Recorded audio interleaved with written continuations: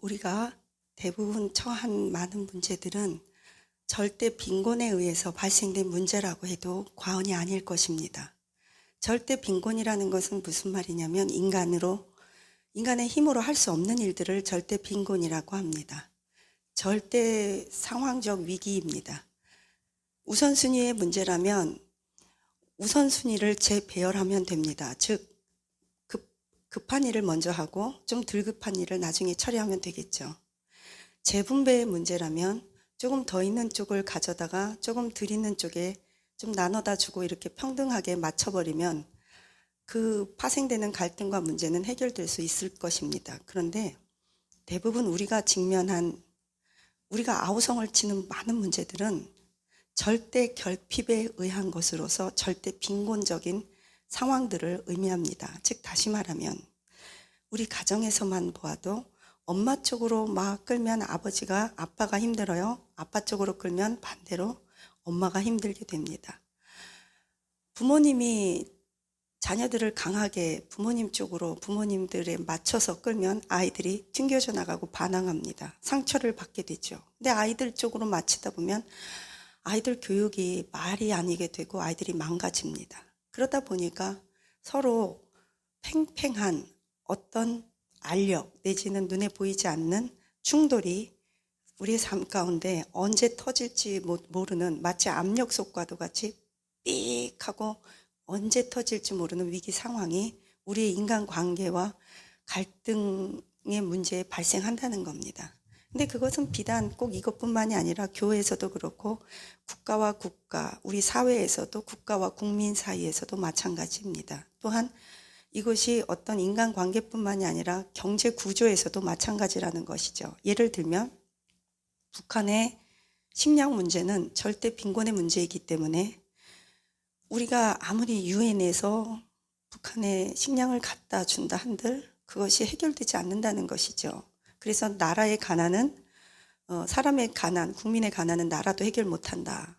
이럴 때는 어떻게 해야 하냐면 위로부터 어떤 하늘문이 열리고 우리가 흔히 말하는 하늘의 보고 하늘의 창고가 열려야 합니다. 그래서 절대적인 주권자 하나님으로부터 원조가 들어오면 그 절대 빈곤이 그제서야 비로소 채워지게 되고 해결이 된다는 것이죠.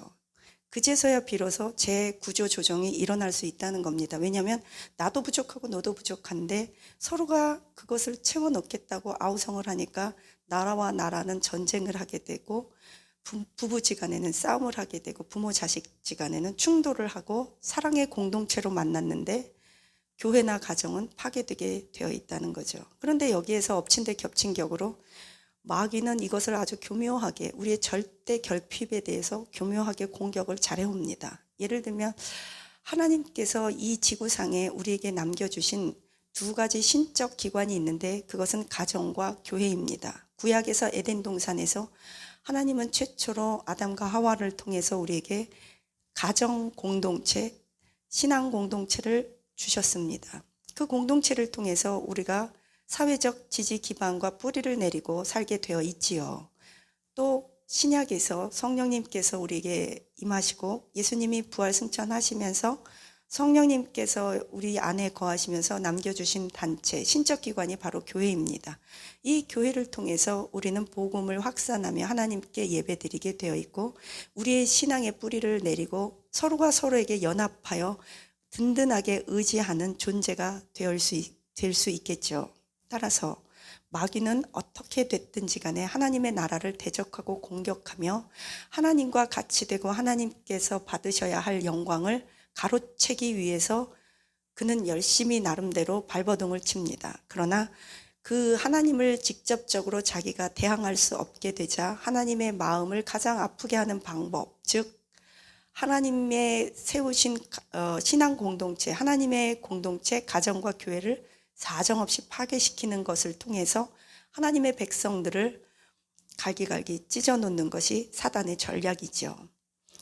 우리의 죄성, 에덴 동산에서부터 성경에는 원어에서 성경에는 원죄라는 단어는 없습니다. 원죄라는 단어가 성경에 직접적으로 기록되진 않았지만 아담과 하와가 먹지 말아야 할 선악과를 먹은 그 사건을 우리는 원죄라고 합니다. 그 원죄를 통해서 인류에게 죄가 들어왔다. 그래서 원죄라고 합니다. 오리지널 신. 근데 어쨌든 그 원죄로 인해서 우리는 하나님과의 관계가 파괴되었고 주변 가족과 사람과의 관계가 파괴되었습니다. 그 파괴된 것으로 인해서 우리는 절대 결핍에 시달리게 되어 있습니다. 이 땅에서는 가시와 엉겅퀴를 내서 우리가 땀을 흘려서 먹고 살 수밖에 없는 경제 구조가 되어버렸습니다.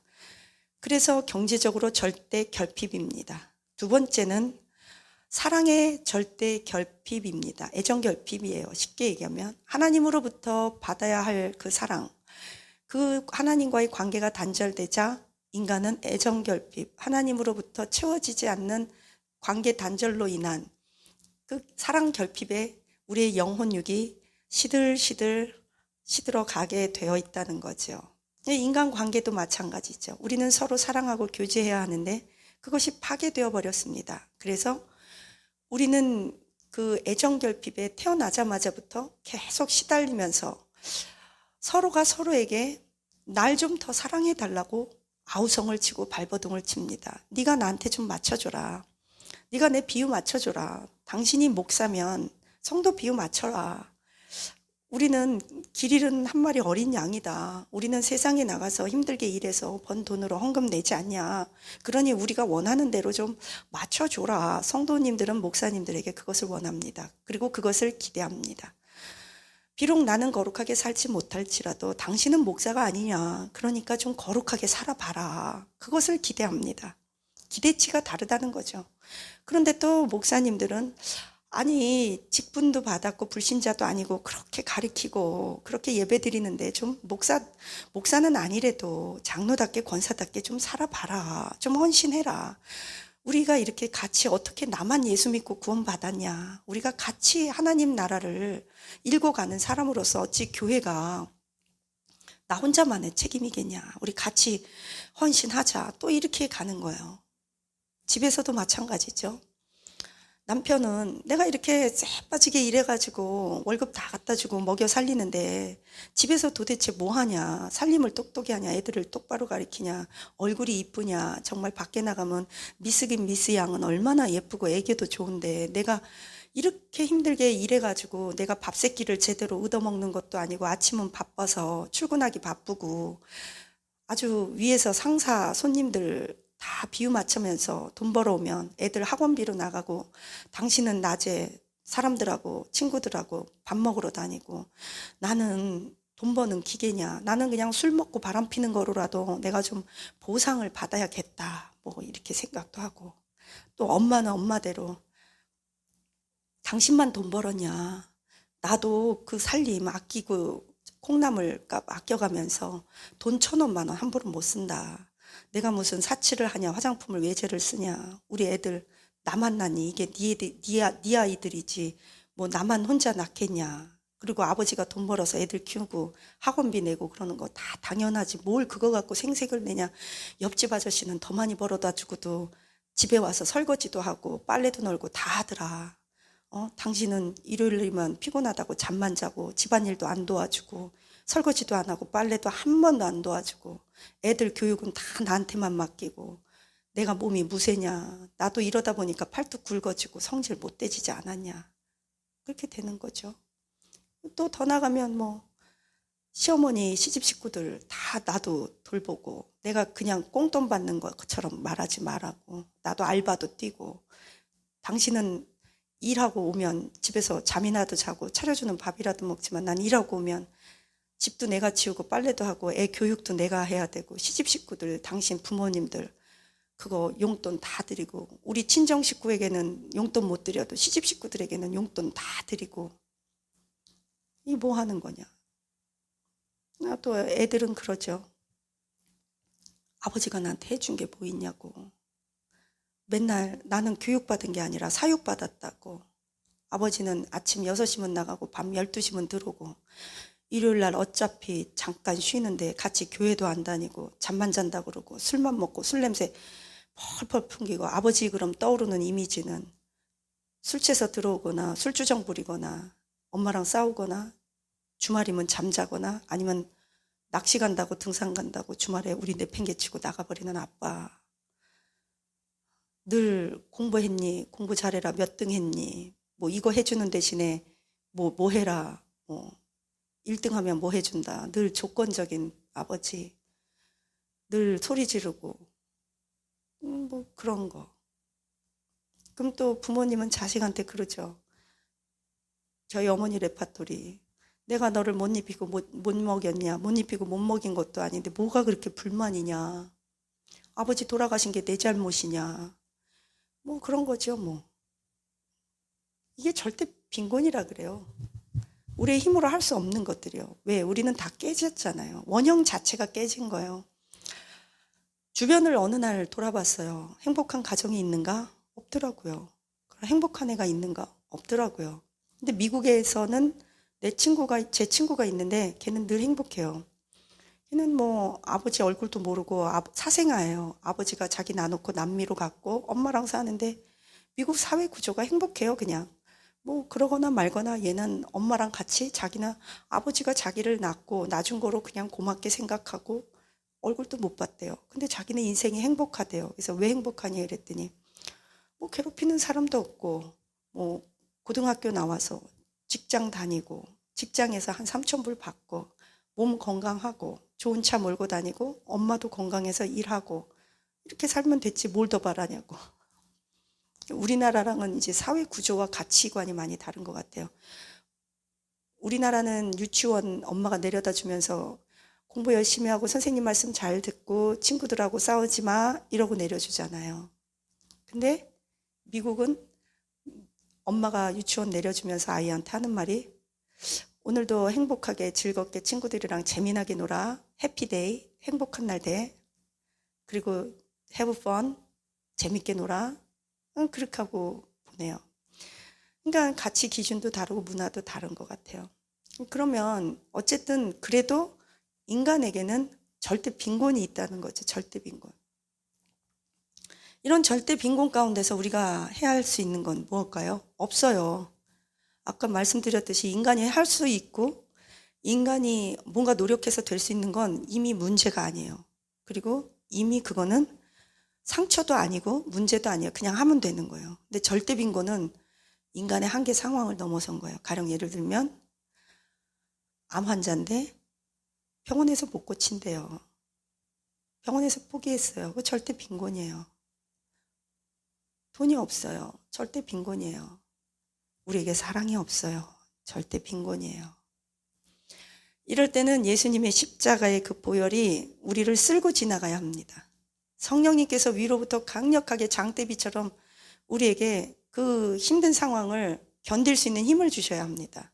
그리고 뚫고 지나가고 시간을 버틸 수 있고 시간을 벌 수 있는 인내, 믿음, 소망을 위로부터 받아야 합니다. 그래서 예배 드려야 돼요. 그래서 기도해야 돼요. 그렇게 기도하고 예배 드리다 보면 환경은 바뀌지 않습니다. 그러나 내 생각이 바뀌고 지난 과거에 상처됐던 그 사건에 대한 해석이 달라지기 시작합니다. 재해석이 되는 거예요. 그러다 보면 상처였는데 어느덧 아프지가 않아요.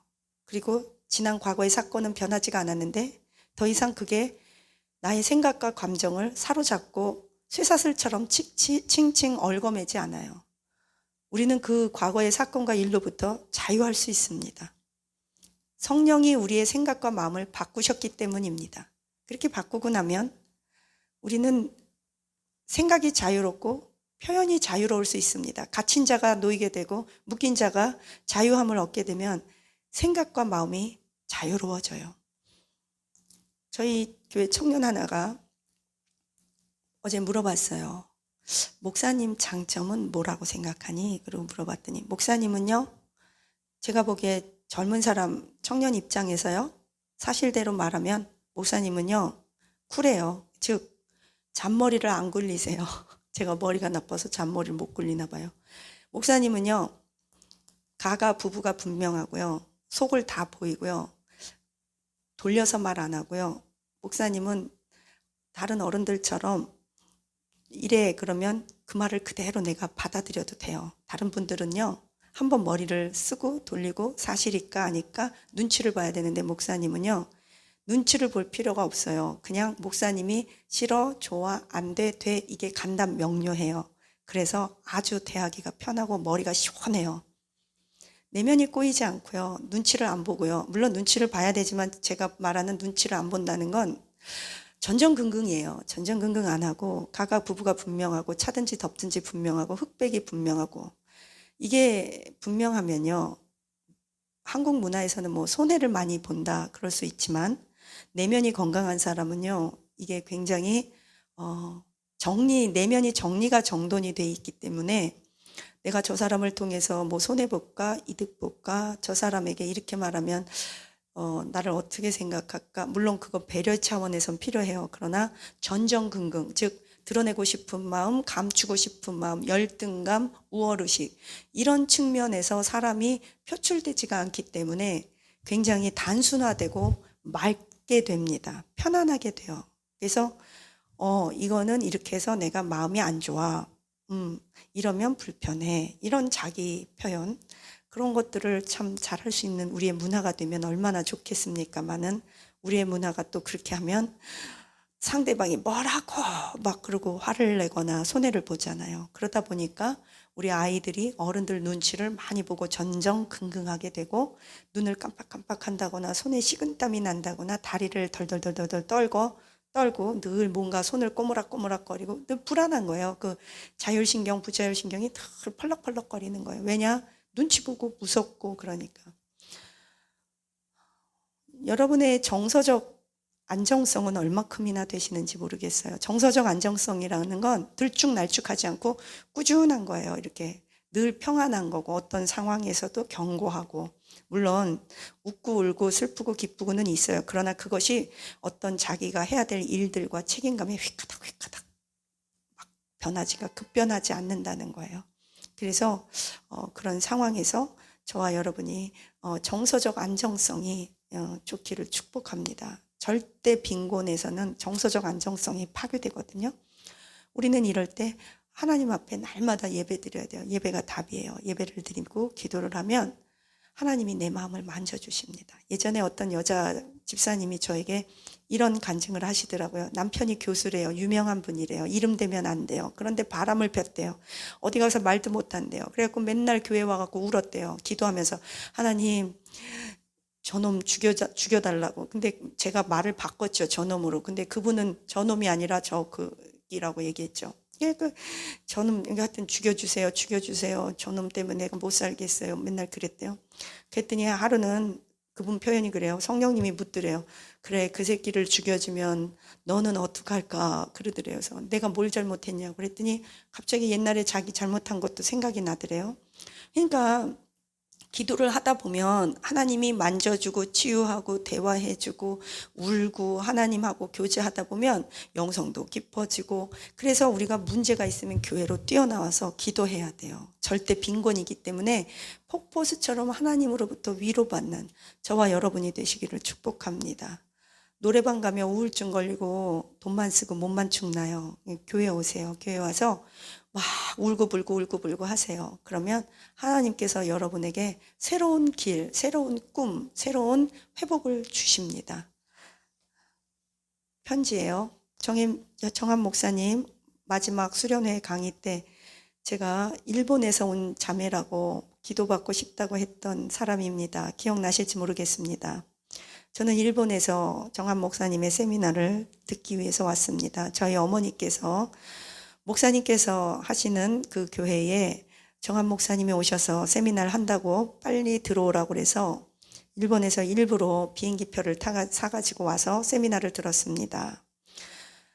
세미나 첫날 저는 원래 이번 세미나가 청년을 위한 세미나인데 저는 결혼도 했고 나이도 많은데 내가 어떻게 거기에 들어갈 수 있겠냐고 했더니 담임 목사님에게 특별히 허락을 받아놨으니 일본에서 오라고 해서 왔습니다. 제 나이는 몇 살입니다.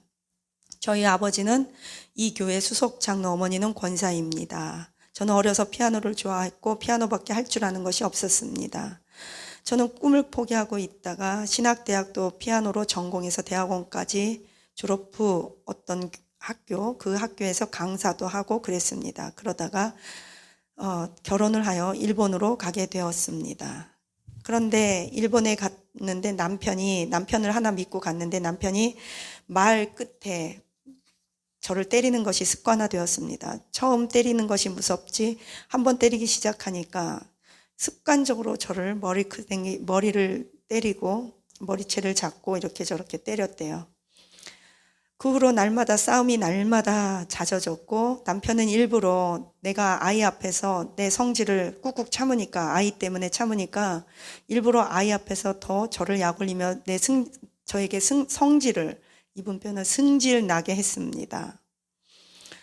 그래서 저도 급기야는 참다 못해서 남편이 너무 얄미워서 애가 있거나 말거나 남편에게 손찌검을 시작했고 발길로 차고 쌍욕을 했고 따귀를 때리고 칼을 들고 싸우면 식칼을 들고 너 죽고 나 죽자고 달겨듣게 되었습니다. 내 자신이 왜 이렇게 변했는지 저도 무섭습니다.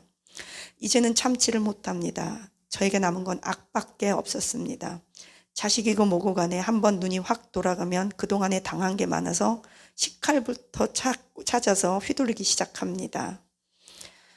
이런 저에게 남편이 질렸는지 딸을 데려가라고까지 했는데 아이는 자기가 키울 테니 한국 가서 살으라고 했는데 저는 그것만으로는 모자라서 다 죽여버리고 싶은 충동이 날마다 일어날 때가 많이 있습니다. 이렇게 살다가 정한 목사님의 강의를 듣게 되었습니다. 사실 저는 청년부 집회라서 들어올까 말까 너무 많이 망설였는데 들어오기를 너무 잘했습니다. 처음에 들어올 때는 내적 치유 집회라는 게 뭐 뻔하지. 맨날 그 소리가 그 소리지 뭐 용서해라 참아라 예수님이다 뭐 십자가의 보혈이다 더 이상 무슨 말이 있겠어. 그런데 갑자기 제가 첫날부터 나의 폭력, 부모님의 잦은 싸움 그 모습을 제가 답습하고 있는 것을 첫날 하나님께서 환상으로 보여주시면서 알게 되었습니다. 내가 그토록 싫어했던 엄마 아버지의 모습 그렇게 싸우는 모습을 우리 아이에게 똑같이 보여주고 있는 것을 알게 되니 기가 막혀서 눈물이 앞을 가렸습니다. 일본 단칸방 좁은 집에 살면서 저희 애들이 엄마 무서워 싸우지 마, 아빠 때리지 마 하면서 겁에 질려서 제 다리를 질질질 붙잡고 늘어지는데도 저는 애들이 보는 앞에서 이판 사판으로 칼을 휘두르며 싸웠습니다. 우리 아이들은 얼굴이 새파랗게 질려졌는데 제가 싸울 때는 그런 것이 아이들의 모습이 보이지 않았습니다. 정말 지금 생각해보면 정말 후회되고 미안한 게 많습니다. 이 글을 쓰고 있는 중에서도 수련회를 마치고 나의 남편과 시댁에 대한 증오와 미움은 사라지지가 않습니다. 내가 저것들 때문에 내 인생 망친 것 같아서 사기 결혼 당한 것 같아서 이제 내 나이 30인데 내 진로도 비전도 다 사라져버린 상황입니다. 저것들한테 속아서 결혼한 내 자신. 수석 장로인 우리 아빠, 권사인 우리 엄마, 그럼에도 불구하고 늘 30평생에 내 눈앞에서 지지고 볶고 싸우고 나처럼 싸우고 그랬던 우리 부모님들, 그것을 똑같이 답습하는 내 자신, 어디서부터 어떻게 실타래를 풀어야 할지 모르겠습니다. 아버지는 수석 장로가 되기 위해 무섭게 헌신하고 헌금을 하였고 집까지 팔아 바쳐서 드디어는 수석 장로가 되었습니다. 그런데 수석 장로가 되고 나서 담임 목사님과 사이가 굉장히 안 좋아졌습니다. 왜냐하면 우리 담임 목사님의 태도가 180도로 달라졌는데 예배가 끝나면 술을 먹고 여자들과 같이 해외 선교 간다고 그러면서 골프 치고 교회 돈을 막 쓰고 주일 예배만 끝나면 권사님들은 목사님들 몇몇이 모여서 담임 목사실에서 소주 병을 돌리곤 했습니다. 이름 되면 알만한 거기 그 지역에 될 수가 없어요. 제가 그 지역에 목사님들 5은 오후 5시 일요일 오후 5시 예배가 다 끝나면 5 멤버가 모입니다. 그리고 우리 교회가 아방궁처럼 5명의 남자 목사들은 모여서 술을 먹고 권사님들은 술을 차려줍니다. 그리고 그 술병과 안주는 다 권사님들이 치워줍니다. 우리 교회는 1,500명이 넘는 교회입니다. 중략. 제가 중략하려고요. 기가 막혀갖고 제가 그럴 일이 있어요. 하여간 그러다 보니까 저는 교회가 싫어졌고 목사님도 믿을 수가 없었습니다. 우리 목사님은 월요일이면 늘 골프채를 들고 골프 치러 간다고 그러면서 나가서 여자들과 다른 짓을 하고 온다는 것을 공공연하게 우리는 다 알고 있습니다. 중략. 저희 아버지는 그런 목사님께 조언을 했고 그래서 담임 목사님은 저희 아버지를 교회에서 나가도록 공공연하게 설교 시간에 아버지를 이름만 대지 않았지 아버지를 대놓고 비난하고 욕을 해대고 사람들에게 아버지가 나쁜 것으로 몰아붙였습니다. 결국 우리는 그렇게 20년을 다니던 교회를 집까지 팔아서 헌금했던 교회를 나와야만 했습니다. 그래서 저는 목사님도 싫고 아버지도 싫고 그렇게 엄마를 들볶는 아버지, 수석 장로 됐던 아버지, 헌금 바쳤던 아버지, 그리고 그 헌금으로 실컷 돌아다니고 골프 치고 여자 끼고 뭐 어쩌고 술 먹고 그런 목사님들 난 싹 다 싫습니다. 그래요. 교회를 옮긴다고 해서 옮겼습니다. 교회를 안 다닐 수는 없잖아요. 근데 그 교회 건강한지 또 이런 일은 없을지 누가 장담할 수 있겠습니까? 나요? 목사님 안 믿기로 했습니다. 예전에 헌금하고 헌신한 게 오히려 올무가 되고 사탄에 사로잡혀 있고 아버지는 아버지대로 목사님에 대해서 이를 갈고 교회를 미워합니다. 저는 저대로 교회와 목사님들을 절대적으로 믿지 않게 되었고 이것이 심각한 문제가 되었고 예배를 참석하지 않게 되었습니다. 아무리 발버둥 치면 뭐 하겠습니까? 저 혼자 살아보려고 영적으로 성경 읽고 기도하고 예배 드린다 한들 내가 회복될 수 있을까요? 정말 저는 미쳐버리겠습니다. 저 좀 살려주십시오. 그런데 목사님, 제가 목사님의 세미나를 들으면서 한 가지는 알게 되었습니다. 나라도 이렇게 살지 말자. 일단 다른 것은 몰라도 애들 앞에서 죽기 살기로 우리 엄마처럼 싸웠던 것 그것만큼은 하지 않기로 그리고 이혼은 안 하기로 결단했습니다. 그래서 별거 하려고요.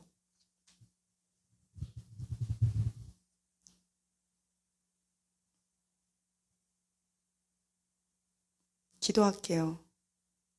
무슨 말을 해야 될지 멍해요. 기도하겠습니다. 하나님, 저는 이 자매를 개인적으로 정말 잘 알고 있습니다. 이 자매는 살아보려고 했고 정말 아름다운 찬양 반주 연주자였습니다. 이 자매는 결국 저와는 더 이상 연락도 되지 않고 어떻게 살고 있는지 저는 모릅니다. 왜냐하면 이 자매를 잡아주려고 노력했지만 목사에 대해서 교회에 대해서 너무 불신이 컸습니다. 그리고 하나님을 사랑하려고 하지만 다닐 교회가 없다고 발을 동동 구르며 울고 일본으로 돌아갔습니다. 저는 어떻게 해야 할지 모르겠습니다. 우리의 절대 결핍, 절대 빈곤, 절대적인 애정 결핍, 나를 사랑해달라, 나한테 맞춰달라, 내가 옳다고 생각하는 우리의 사고의 틀, 누구나 그렇습니다. 주님, 어떻게 할까요? 우리를 도와주시기 원합니다. 하나님, 사람이 변하면 쉽게 변할 수 있다면 얼마나 좋을까요? 하나님, 저도 이 목사님을 너무나 잘 알고 있습니다. 부흥회를 가면 목회자실에 음란물이 담임 목사님 컴퓨터에 음란물이 깔려 있고 냉장고에 술병이 소주병이 있고 그런 곳에 부흥회 가는 게 지쳐서 저도 너무 지쳐서 가고 싶지 않았을 때가 한두 번이 아니었습니다. 그럼에도 불구하고 제가 끝까지 목사로 남으려고 하는 이유는 하나님만 바라보기로 결정했기 때문입니다. 하나님, 혹시라도 이 방송을 통해서 정말 음란에 쩔어 있는 장로님이나 목사님들 계시다면 치유하여 주옵소서. 회개할 기회를 놓치지 않게 하옵소서. 술 먹고 해외 선교 다닌다고 하면서 술집 다니고 그런 분들이 정말 목사님이라면 회개하게 하시고, 이단 신천지 그 외 목사가 아닌데 목사인 척하고 위장한 사람들이라면 더 이상 하나님의 이름을 빙자하여 착한 성도들을 괴롭히지 않도록 도와주시기 원합니다. 하나님, 우리 성도들을 도와주시기 원합니다. 악한 원수 마귀로부터 목사님들 하나님 도와주시기 원합니다. 알곡과 쭉정이 함께 있을 때 알곡들이 다치지 않기를 원합니다. 우리의 자녀들에게 무엇을 보여줄 수 있을지 암담합니다. 목사님을 믿으라고 말할 수도 없고 교회를 믿으라고 말할 수도 없을 때가 가끔씩 있습니다. 주님, 그래도 여전히 교회는 교회여야 하고 목사는 목사여야 하기에 저 역시도 목사를 포기할 수가 없습니다. 또 태어나도 선교사여 목사로 살아야 할 것 같습니다. 주님, 우리의 자녀들에게 올바른 목사, 좋은 목사가 많이 배출될 수 있게 하옵소서. 헌신된 목사님, 좋은 목사님 많다는 거 이 세상에 알게 하여 주옵소서. 절대적인 우리의 결핍, 빈궁, 어려움, 애정 결핍 앞에 예수님의 보혈로 우리를 채워 주옵소서. 감사하며 예수님 이름으로 기도합니다. 아멘.